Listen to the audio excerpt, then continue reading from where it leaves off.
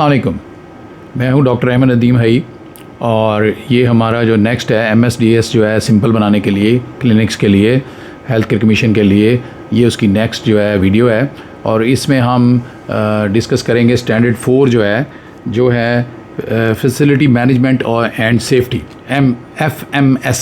ठीक है जी। तो इसमें हम क्या क्या कवर करेंगे, इसमें 2 इंडिकेटर हैं, एक स्टैंडर्ड है स्टैंडर्ड 4 और इसमें एमरजेंसीज़ को डिस्कस होते हैं। इसमें एमरजेंसीज़ कैसी हो सकती हैं, फायर और नॉन फायर एमरजेंसीज़, और उसके लिए जो है उसके लिए इंडिकेटर 11 है और इंडिकेटर 12 है।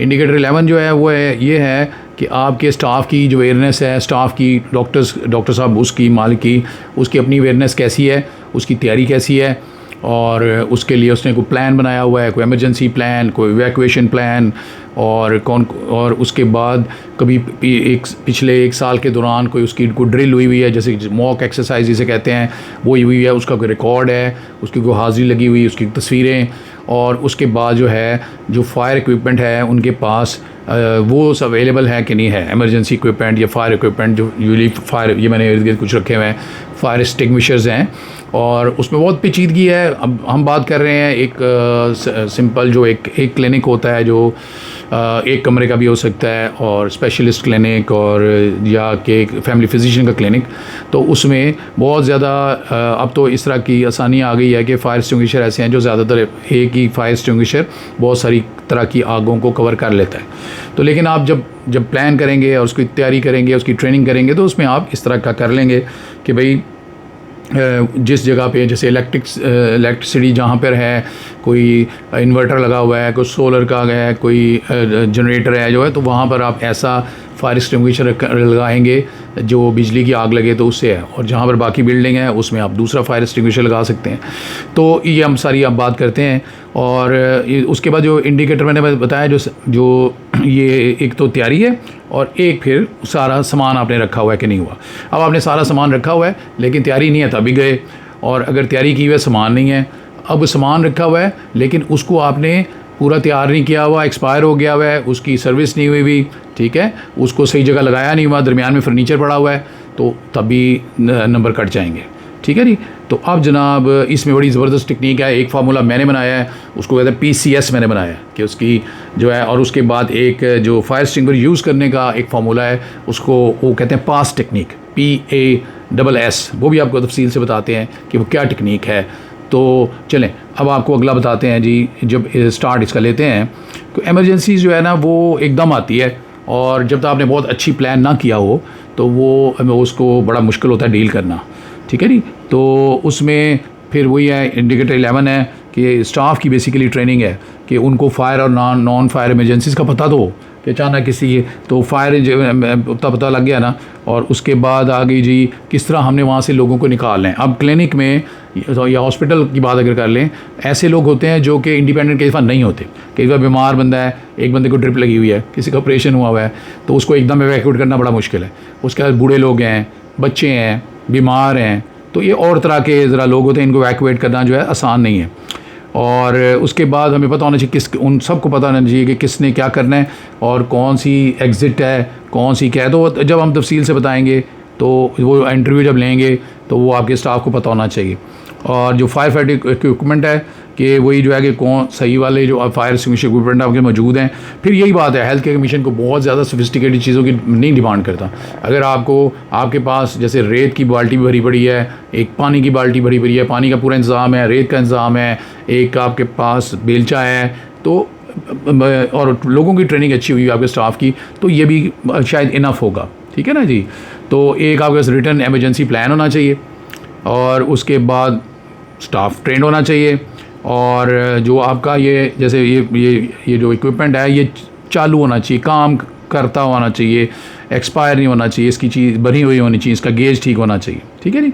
तो जनाब अब चलो जी अगली स्लाइड देखते हैं कि जो वो ये है कि जो मिनट्स है ना वो ही डिसाइड करते हैं आउटको, जो शुरू में 2-4 मिनट में।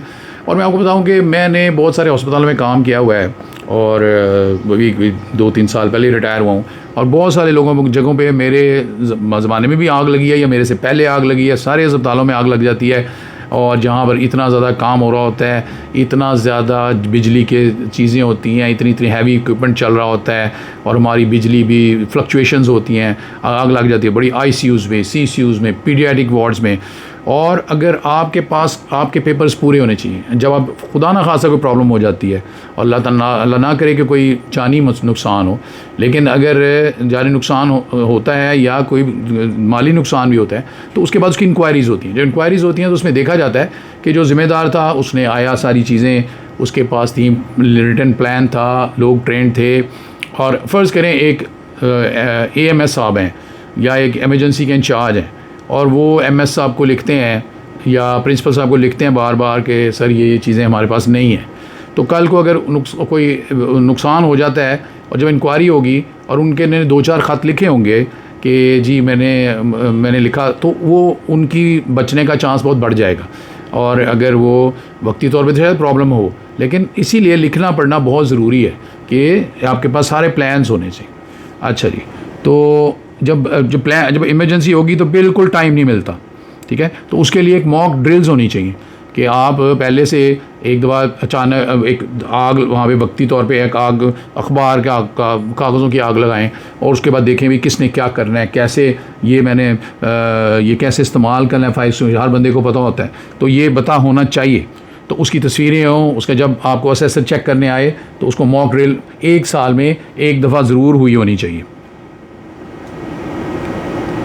अब देखें फ़ायर की इमरजेंसीज़ हो गई कि बिल्डिंग में आग लग गई, कोई किसी लकड़ी को किसी कागज़ से, और इलेक्ट्रिक शॉर्ट सर्किट हो गया, जनरेटर या उसकी वायरिंग में आग लग गई, gas cylinder, LPG, oxygen cylinder, ये सिलेंडर बहुत होते हैं, गैस आ रही होती है हर अस्पताल में, तो उसमें लग सकती है। और नॉन एमरजेंसी जो हो गई वो हो गया जनाब अर्थक्वेक आ गया, कोई जैसे किसी को रिएक्शन हो गया, किसी दवाई का फ्लड आ गया, एकदम बिजली बड़े लंबी देर के लिए ठीक होगी, कोई गैस लीक हो गई, वो केमिकल लीक हो गया, ठीक है जी, कोई मरीज़ों के लवाकिन जो है लड़ना शुरू हो गए, कोई साइकियाट्रिक पेशेंट है उनको गुस्सा आ गया, तो ये इन सब के लिए आपने लिखी पढ़ी होनी चाहिए। और बेसिकली तो उनका सबका हैंडल करने का तरीका मिलता जुलता ही होगा।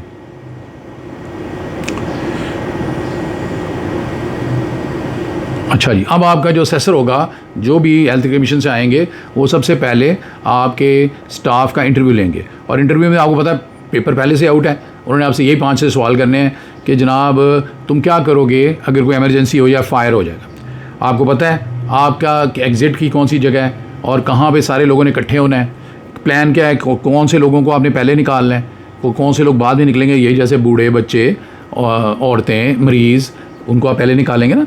और फायर एक्सटिंग्विशर किधर हैं, कौन सा फायर एक्सटिंग्विशर कब इस्तेमाल होगा, फायर एक्सटिंग्विशर को कैसे आप इस्तेमाल करेंगे, ठीक है। तो ये जनाब, और आखिरी दफ़ा आपकी ड्रिल कब हुई थी वो ये पूछेंगे। अब इवैक्यूएशन प्लान जो है वो डिस्प्ले होना चाहिए, एक आपने नोटिस बोर्ड पर बना होना चाहिए। और ये है कि फ़र्श पर भी, ये मैंने स्लाइड बनाई हुई है कि फ़र्श पे भी प्लान होना चाहिए कि भाई ऐसे फ़र्श पे एरो जा रहे हैं, ये एग्ज़िट है, बेहतर है कि आपकी 2 एग्ज़िट हों, तो और एक इमरजेंसी एग्ज़िट हो कि भाई अगर उस तरफ आग लगी है तो इस तरफ से बात पीछे निकलें, फिर को खुली जगह हो जहाँ पे जाके सारे लोग असेंबली करें कि, और उसके बाद वो हेड काउंट हो रही है कितने बंदे हैं, हम 6 लोग थे, बाहर भी 6 आए हैं, कोई अंदर पीछे रह तो नहीं गया। और मुझे याद है कुछ साल पहले, 4-5 साल पहले या 6 साल पहले, सर्विस अस्पताल की इमरजेंसी में, और शायद उस वक्त डेंगू का इसका था, कोरोना का भी टाइम था, तो आग लगी थी। और एक ये जो पैरामेडिक थे हमारे, को डिस्पेंसर थे और एक डॉक्टर साहब थे, यंग डॉक्टर, और इन दोनों ने बड़ी बहादुरी के साथ अपनी जान की परवाह किए बगैर बहुत सारे पेशेंट्स को इवैक्यूएट किया था। और उन्हीं की वजह से, उन लोगों की वजह से ही कोई भी कैजुअल्टी नहीं हुई थी, ठीक है। और उसके बावजूद बड़ी हमें झिड़कें पड़ी थी कि भाई आग कैसे लगी, क्यों लगी, क्योंकि वही है कि बहुत ध्यान रखना चाहिए, वायरिंग देखना चाहिए। और इसकी ट्रेनिंग ये है कि जैसे अब आपको कहीं से थोड़ी सी स्मेल आ रही है, थोड़ा सा लग रहा है जलने की स्मेल आ रही है, तो हमेशा डॉक्टर को, डिस्पेंसर को, पैरामेडिक्स को देखना चाहिए, फॉलो करना चाहिए कोई चीज़ गर्म तो नहीं हो गई। और वहीं से गर्म होते होते वो तार से वहीं से आप शुरू में पकड़ लेंगे तो पकड़ा जाएगा, नहीं तो वो वहीं से आग लग जाएगी, ठीक है जी। लो जी, ये हो गया जी। अब आ गया जी मैंने आपको पहले बताया इवैक्यूएशन जो है ना, सीक्वेंस क्या है कि सबसे पहले जैसे आपने स्मोकर अलार्म लगा हुआ है या किसी ने कहा जी आग लगी जी, पहले तो तसल्ली रखें, बहुत थोड़ी सी आग लगी है तो लोगों को आप तसल्ली रखें, रीश्योर कराएं कि नहीं कोई परेशानी की बात नहीं है और आप अभी आराम से बैठें। लेकिन अब लगा कि भाई अब कंट्रोल से बाहर हो रही है तो फिर आपने फौरी तौर पे सेव करना है, उन लोगों को बाहर निकालना शुरू करना है, नियरेस्ट जो एग्ज़िट है वहाँ से निकालना है और असेंबली पॉइंट पे जाना है। और इवैक्यूएशन सीक्वेंस फिर वही है कि जब जो बूढ़ा बीमार बच्चा ये लोग पहले होंगे और उसके बाद बाहर जाके आप देखेंगे, हेड काउंट करेंगे कि बंदे हमारे पूरे हैं, कोई अंदर रह तो नहीं गया। एग्ज़िट की पूरा लाइटें जलनी चाहिए, भाई ये यहाँ से हो रहा है। पूरी मॉक ड्रिल जो मैंने बताया साल में कम से कम एक दफ़ा से ज़्यादा भी हो जाए तो आपने ड्रिल करनी है। उसमें थोड़ा से पैसे भी ज़ाया होंगे, जैसे अगर आपने इसको इस्तेमाल कर लिया एक दफ़ा तो इस्तेमाल हो जाएगा, फिर आपको इसको दोबारा भरवाना पड़ेगा। कोई भी आप इसको इस्तेमाल करेंगे तो वो दोबारा रीफ़िल कराना पड़ेगा, थोड़े से पैसे लगेंगे। लेकिन यह है कि लोगों की जब किसी ने इसको हैंडल ही नहीं किया तो वो इसको नहीं हैंडल कर सकेगा, ठीक है जी। और हर साइज़ की मिलती हैं, आप देखेंगे कितना आपकी ज़रूरत है। और अब हर तरह के भी मिलते हैं, ऐसे तो मिलते हैं कि वो कहते हैं कि ज़्यादातर चीज़ों को के लिए ठीक है, ये अपना जो आम दीवार को आग लगेगी, छत को लगेगी, इलेक्ट्रिक लगेगी, उनके लिए भी ये सब पाउडर हैं या कार्बन डाइऑक्साइड के हैं, तो ये हैं। और इसके बाद आपने जो है ना इसकी मैंने बताया पहले तो आ गई मॉक ड्रिल आ गई, उसका आपके पास रिकॉर्ड होना चाहिए, तस्वीरें होनी चाहिए, अटेंडेंस होनी चाहिए, उसकी फ़ाइल होगी, असेसर को दिखाएंगे ये जनाब हमने अभी जून चल रही है तो ये हमने जनाब दिसंबर में या फ़लाँ जी पिछले साल लगभग 1 साल के अंदर होना चाहिए, ये हाज़िरी है, ये तस्वीरें हैं, ये सब कुछ है, उसके मिनट्स हैं, सब कुछ है। और वो सबसे वो जब पूछेगा तो उसको पता लग ही जाएगा। अगर फ़र्ज़ करें आपका स्टाफ चेंज हो गया, अभी 2 महीने पहले आपकी ड्रिल हुई, स्टाफ चेंज हो गया, फिर आपको 2 महीने से फौरी तौर पे दोबारा ड्रिल करनी पड़ेगी, क्योंकि जो ट्रेन लोग थे वो तो चले गए।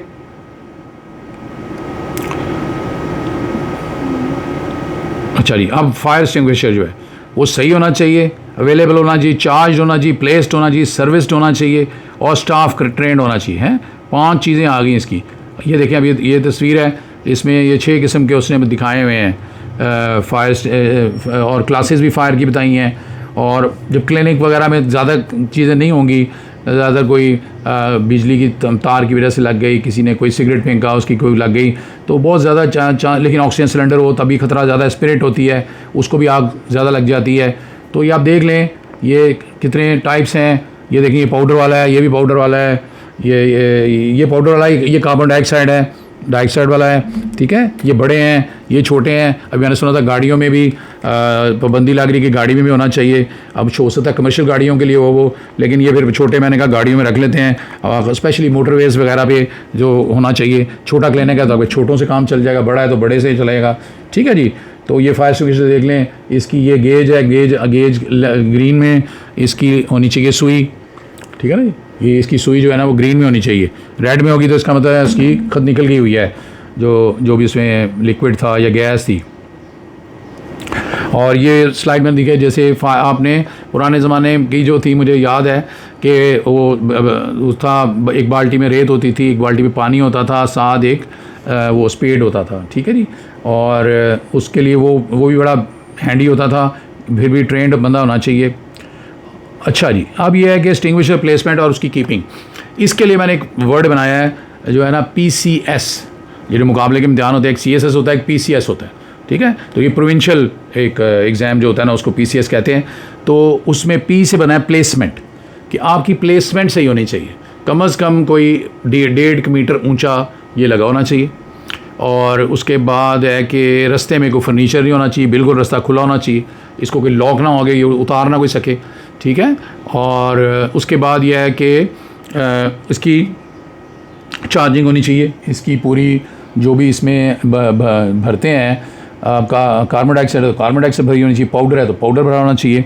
और उसमें आप देखें ये सारा गेज है और इसका ये जो है ना जी, ये इसमें डेट्स लिखी होती हैं। ये देखें, अब ये 30/6/2026 को लिया गया है, 28/6/2027 इसकी डेट है एक्सपायरी की, 1 साल की इसकी डेट है। तो ये आपकी हमेशा उसकी एक्सपायरी नहीं हुई होनी चाहिए, तो ये आपके पास होना चाहिए। तो प्लेसमेंट इसकी होगी PCS, प्लेसमेंट, चार्जिंग, सर्विस। तो अब ये है कि माउंटेड है, देखो 1.5 मीटर पे, 1 से 1.5 मीटर पे होना चाहिए और क्लियरली विजिबल होना चाहिए। नियर बिल्कुल एग्जिट के करीब होना चाहिए, और जहाँ भी हाई रिस्क एरिया वहाँ भी होना चाहिए। प्रेशर गेज जो है हमेशा ग्रीन पे होनी चाहिए। सेफ्टी पिन वगैरह ये सब चीज़ें उसकी ठीक होनी चाहिए। सर्विस और रीफिल टैग जो मैंने अभी तारीख बताई आपकी, और आप उसको मंथली चेक कर लें। इसके साथ एक आप लगा लें, एक शीट, मंथली शीट होगी, उस पर आप उसको चेक, 1 साल की शीट लगा लें, हर मंथ उसको आप चेक करें, उसको टिक करें। ठीक है जी। तो ये रिकॉर्ड बहुत इंपॉर्टेंट है। अगर वो आपके मैं जो करता हूँ लेकिन लिखा कुछ नहीं हुआ तो फिर कोई फ़ायदा नहीं है। ठीक है जी। और जब CO2 जो है वो होगा इलेक्ट्रिक के पास। अच्छा जी, ये हो गया जी। और उसकी एनुअल जो है ना सर्विस दोबारा होगी। ये फिर एक कई दफ़ा होता था, हमारा वाइवा होता था तो कहते जनाब अगर आपने ये जवाब दे दिया ना तो आप पास हो जाएंगे। तो इसीलिए जिसको याद हो गया तो वो ये इंडिकेटर 11 और 12 में बहुत चांस है उसके नंबर अच्छे आ जाएँ। तो इसे कहते हैं how to use a fire extinguisher. तो पास टेक्निक है, PASS। पी से बना पुल, ये आपने खींच ली। ठीक है, जो सेफ्टी पिन है उसको खींच लिया, और उसके बाद आ गया जी जो है ना एम। फिर आपने उसका निशाना लिया जी। ठीक है, ये आपने निशाना लिया जो भी फायर का। ठीक है जी। अब फायर का जहाँ पे आग लगी हुई है उसका निशाना लिया तो उसको कहेंगे एम। पी हो गया एम, ए हो गया एम के लिए। और उसके बाद आपने इसको दबाना है स्क्वीज़। ठीक है, स्क्वीज़ किया कि आपने उससे और स्वीप किया। स्क्वीज़ किया तो उसमें से जब निकलेगी गैस या पाउडर तो ये उसके आपने बेस पे, आग जहाँ लगी है उसके बिल्कुल नीचे जहाँ से वो शुरू हो रही है नीचे की तरफ, उस वहाँ से लगाना है और स्क्वीज़ करना। जैसे आप दाएं बाएं ऐसे करेंगे जैसे वो पूरा आप स्वीप करते हैं, जैसे आप सफाई करते हैं। तो ये हुआ स्वीप। तो ये पास टेक्निक है। Pull the pin, aim at the base, squeeze the handle से स्क्वीज़ करना है, और आपने sweep side to side sweep करना है। ठीक है जी। तो ये आपको हर बंदे को ये याद होना चाहिए। आपने ट्रेनिंग करानी है, पास टेक्निक सिखाना है।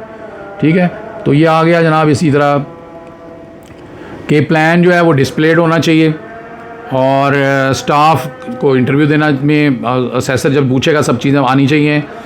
ड्रिल जो है वो होनी चाहिए, जो पिछले की एक मॉक ड्रिल हुई है उसका रिकॉर्ड होना चाहिए, तस्वीरें होनी चाहिए, हाज़िरी होनी चाहिए। एक्सटिंग्विशर जो हैं वो प्लेस सही होना चाहिए, चार्ज होना चाहिए, सर्विस होना चाहिए, 1 साल के अंदर उनकी डेट अब एक्सपायरी नहीं होनी चाहिए।